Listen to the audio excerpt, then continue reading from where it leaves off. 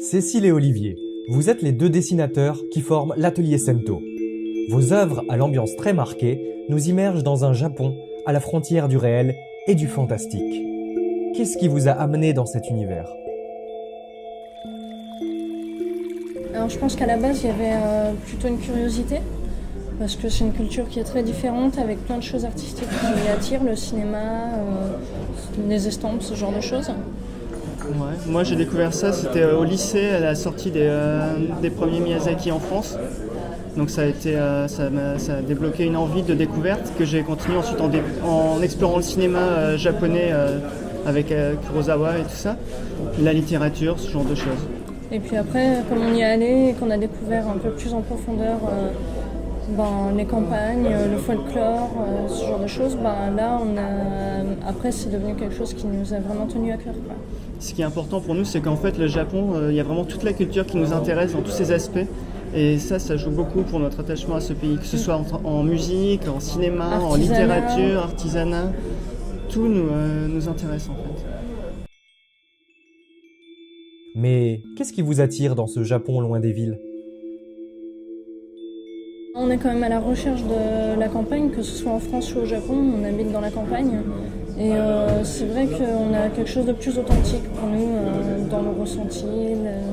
En ville, c'est assez difficile de côtoyer les gens, tout le monde est pressé, tout le monde marche vite pour aller à son travail, retourner chez soi, donc c'est très difficile d'avoir des contacts, alors qu'à la campagne, c'est vrai, le rythme de vie est plus posé, et du coup on peut faire des rencontres. Les échanges sont assez profonds, quoi. Ils ont quelque chose de vrai, quoi. Ce qui est vraiment génial dans la campagne japonaise, c'est qu'au détour d'un chemin, on peut tomber sur un petit temple perdu dans les bois, et tout de suite il y a une atmosphère magique qui est à la fois reposante et légèrement inquiétante, et on aime bien le fait qu'au Japon, il y a cette impression que la vie quotidienne peut déraper vers du fantastique très facilement sans qu'on s'en rende compte. Et on imagine toujours qu'il y a des esprits cachés derrière les arbres quand on se promène en forêt, ce genre de choses. Et ce que tu viens d'évoquer, Olivier, c'est une des idées principales de votre dernière œuvre, Onibi. Ce projet, qui en plus d'être une bande dessinée, contient des éléments photographiques particuliers en lien avec les esprits. Il y a quelques années, où Cécile fait beaucoup de photographies argentiques au Japon, donc on a ramené beaucoup de pellicules, beaucoup de photos, et on avait eu l'idée de travailler ensemble sur un projet où on mélangeait dessin et photographie, donc créer des photos fictives de yokai, les esprits japonais. On en a fait une, mais il n'y avait pas vraiment d'histoire derrière, c'était un projet un peu comme ça, et du coup c'est pas allé plus loin. Et là, cette année, en début d'année, donc les éditions Iseki Nicho nous ont contactés pour nous proposer de faire un livre, et là on avait carte blanche, et ça nous est revenu en tête, et c'est comme ça qu'on est parti sur cette idée de photo de yokai. L'histoire d'Onibi présente des situations très réelles, mais avec beaucoup d'éléments fantastiques. Alors, quelle est la part de vrai et quelle est la part de faux ? Toutes les discussions sont réelles, tous les personnages sont réels, les lieux sont réels.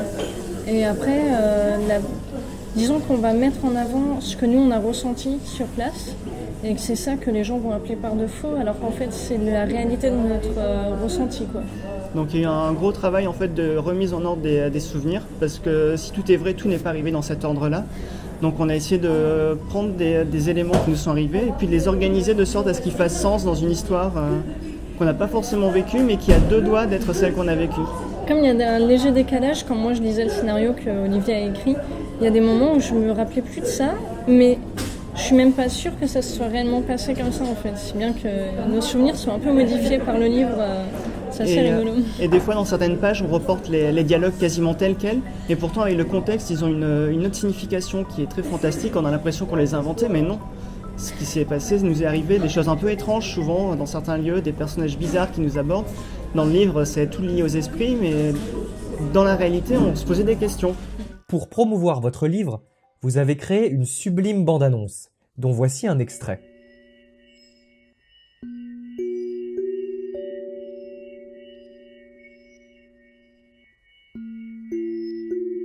Comment est-ce que vous l'avez réalisé ?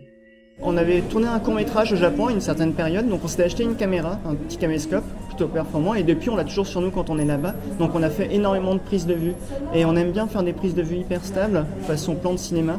Donc on avait plein de prises de vue en fait qui étaient comme si on avait filmé le décor avant que les acteurs arrivent, et on les a rajoutées par dessin du coup.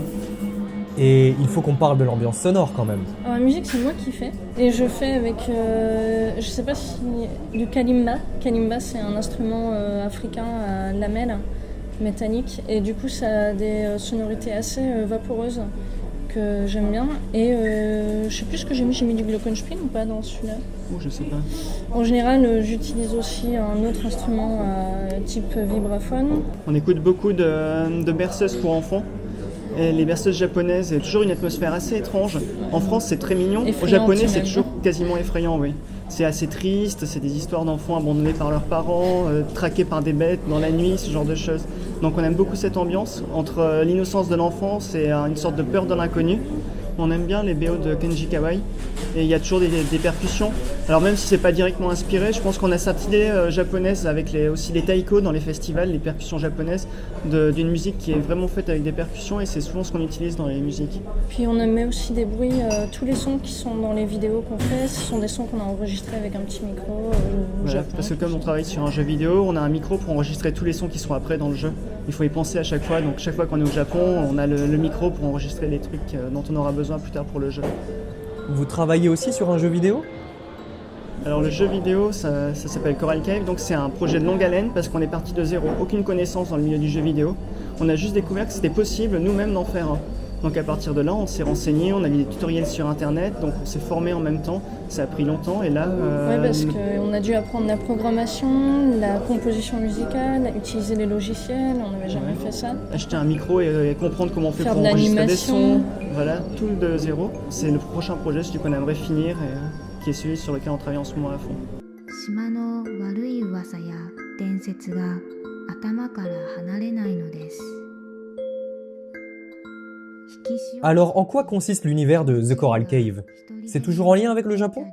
Comme on habitait à Niigata, le climat est très très rude, donc il neige pendant 6 mois de l'année et les gens ne sortent plus de chez eux, c'est vraiment très dur à vivre. Et on a eu cette idée de partir sur les îles d'Okinawa juste pour voir pendant un mois, quoi. Et ça nous a vraiment plu parce qu'il y avait un côté aventure. Ouais, on prend les ferries, on se déplace d'île en île, et là, à chaque fois qu'on arrive sur une île, on prend la carte à l'office du tourisme, et là, on va explorer l'île. Souvent, ce sont des îles à taille à échelle humaine, donc on peut les traverser de long en large à pied ou à vélo. Donc il y a vraiment ce côté, aller farfouiller un peu partout, trouver les coins inconnus, les vestiges anciens, les plages cachées, tout ça. 存在しない影のようなもの。 On a vraiment envie de transmettre une envie de voyager, d'explorer, d'apprendre ce qui nous entoure, voilà. Donc tout le jeu se base sur cette idée-là. En fait, on va beaucoup avoir observé les décors pour comprendre quel mécanisme il faut enclencher, dans quel ordre. Mais ça passe vraiment par l'observation et la compréhension du décor. C'est pour ça que rien n'est expliqué dans le jeu.